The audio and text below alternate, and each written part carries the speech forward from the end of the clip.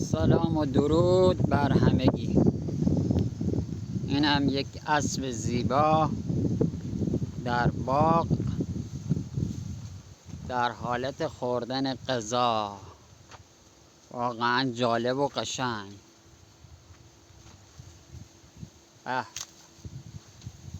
جون میده سوار شی حال کنی تو این باغ.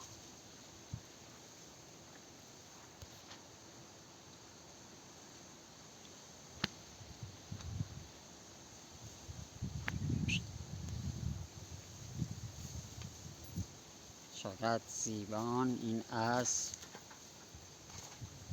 میخواد حمله کنه به اینم از باغ. طبیعت عشق. نگاه کن چقدر بزرگ نخلا.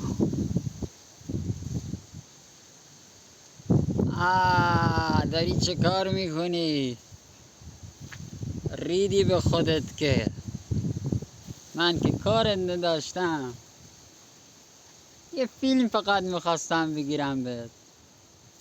بی معرفت. همینقدر معرفتت بود.